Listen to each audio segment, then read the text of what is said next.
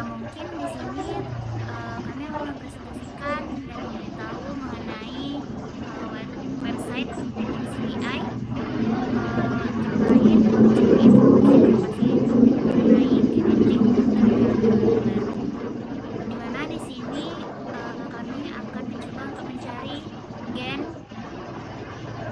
SOD1, di mana kita klik untuk nama gennya itu sendiri pada kolom search, dan pada pilihannya mungkin bisa di all database, kemudian klik search.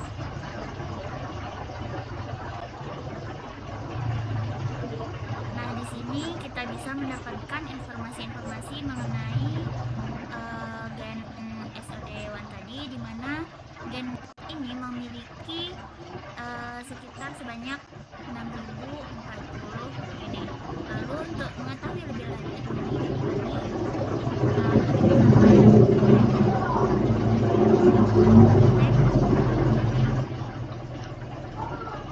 Nah, ini merupakan tampilan awal dari informasi terkait gen SOD1. Kemudian kita untuk mencari, kita ambil contoh mencari yaitu SOD1 pada Homo sapiens atau human, di mana kita scroll sedikit ke bawah dan klik kanan tampilan SOD1 pada Homo sapiens atau human ini, lalu open link in new tab.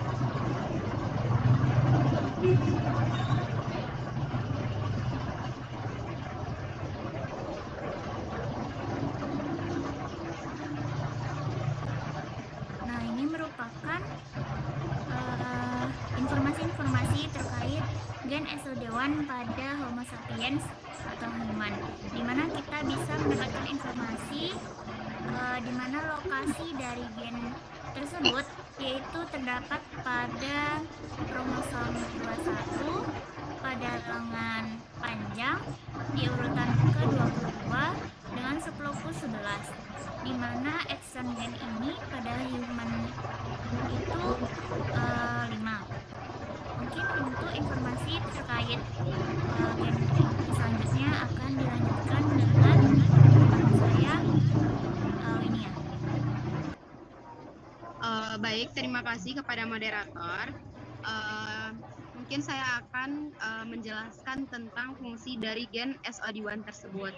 Nah, mungkin pada halaman yang sama kita bisa scroll ke bawah sampai kita menemukan function dari gen tersebut. Oh, menunggu yang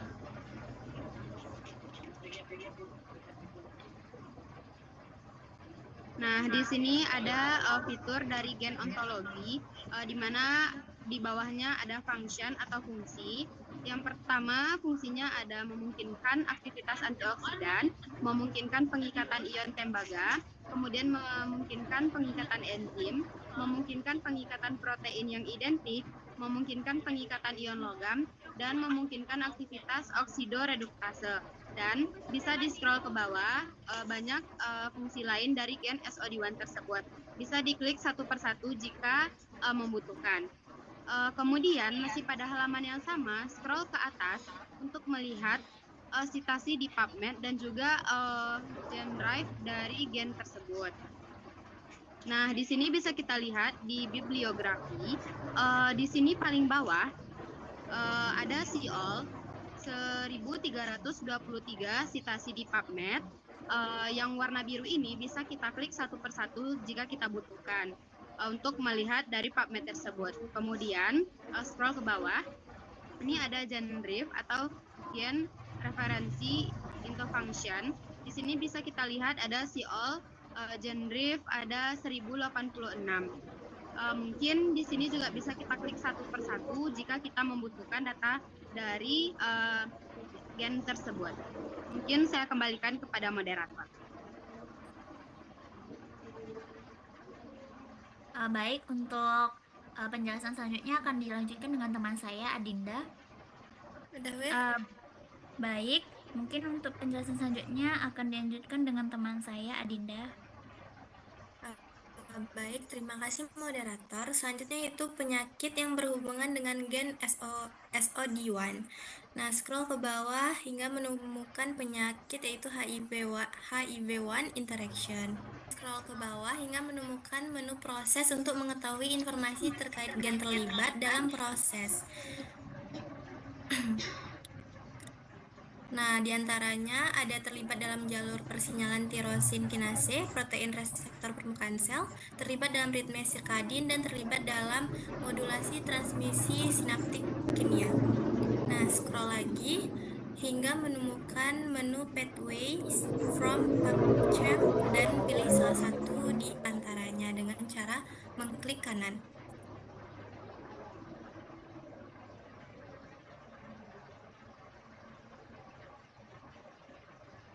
Nah, tampilan awal salah satu pathway-nya dari salah satu proses yang berhubungan dengan gen SOD1, scroll ke bawah hingga menemukan informasi, deskripsi, dan diagram terkait proses tersebut.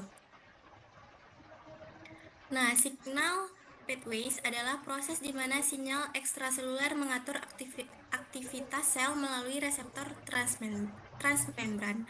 Aktivasi reseptor memicu kaskade persinyalan yang dapat mempengaruhi proliferasi, diferensiasi, kelangsungan hidup, hingga perilaku organisme. Transduksi sinyal seluler melibatkan berbagai reseptor dan jalur molekuler yang berperan penting dalam mengatur fungsi dasar sel dan koordinasi antar sel dalam organisme. Selanjutnya akan dikembalikan kepada moderator. Penjelasan selanjutnya akan diberikan oleh teman saya, Liza. Baiklah, terima kasih kepada moderator. Selanjutnya dari diagram pathway tersebut kita kembali ke halaman sebelumnya, yaitu kita scroll ke bawah sampai menemukan komponen.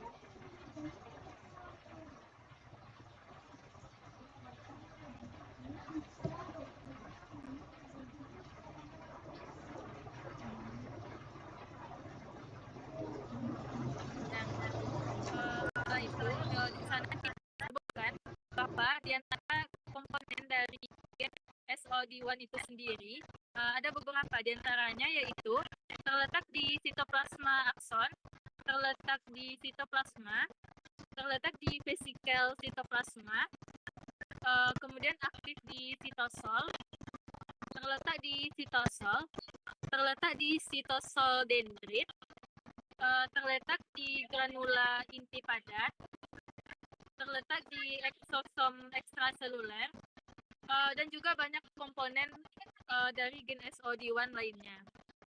Nah, selanjutnya pada halaman yang sama, kita akan scroll sampai ke bawah sampai menemukan NCBI reference sequence. Nah, di halaman tersebut terdapat beberapa reference sequence. Salah satunya yaitu genomik.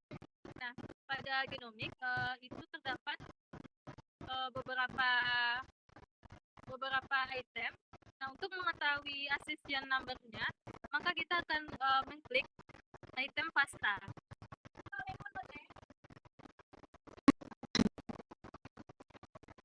Klik FASTA.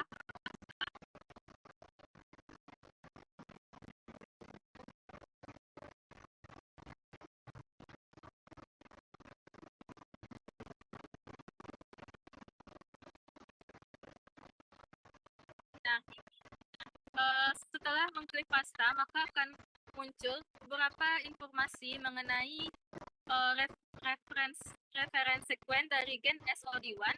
Nah,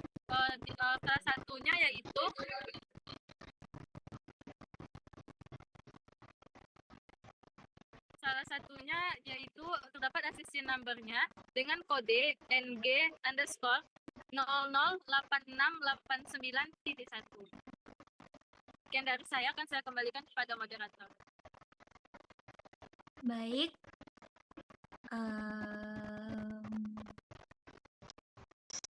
Wait.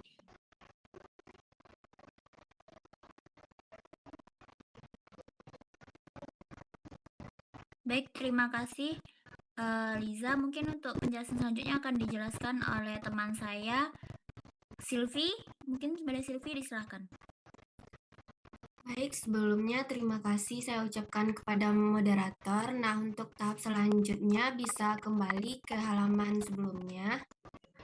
Nah, pada NCBI reference sequence itu pada poin yang kedua yaitu ada mRNA dan protein.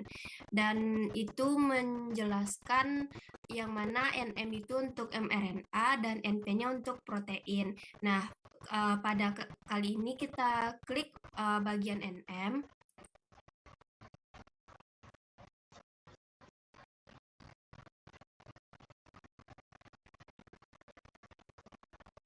Nah, dari tampilan ini terlihat beberapa kategori. Salah satunya itu bagian accession number-nya, yaitu NM underscore 000454, dan untuk panjang nukleotidanya itu adalah 895 BP. Nah, untuk selanjutnya bisa di-scroll ke bawah sampai kita menemukan summary untuk mengetahui fungsi dari gen SOD1 ini. Nah, di sini menjelaskan bahwa fungsi dari gen ini itu adalah protein yang dikodekan oleh gen ini mengikat tembaga dan seng ion dan merupakan salah satu dari dua isoenzim yang bertanggung jawab untuk menghancurkan ion bebas radikal superoksida dalam tubuh. Isoenzim yang dikodekan adalah enzim yang larut protein sitoplasma, bertindak sebagai homodimer untuk mengubah radikal superoksida yang terjadi secara alami namun berbahaya bagi molekul oksigen dan hidrogen peroksida. Isoenzim lainnya adalah enzim mitokondria protein. Selain itu, protein ini mengandung zat antimikroba peptida yang menampilkan sifat antibakteri, anti jamur, dan anti-MRSA aktivitas terhadap E. coli. Mutasi pada gen ini telah terlibat sebagai penyebab sindrom amyotrofik lateral familial sklerosis, yang mana varian transkrip langka telah dilaporkan untuk gen ini. Nah, mungkin untuk penjelasan selanjutnya saya kembalikan kepada moderator.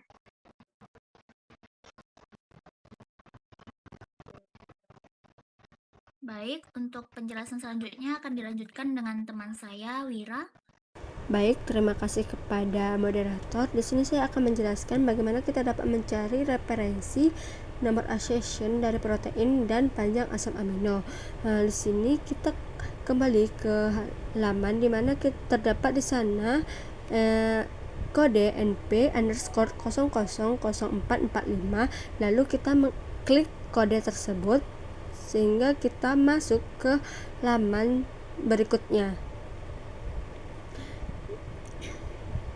Dapat dilihat di sini pada halaman ini terdapat kode NP underscore 000445 yang merupakan nomor accession dari protein, dan di sebelahnya kita dapat melihat angka 145 AA yang merupakan panjang asam amino.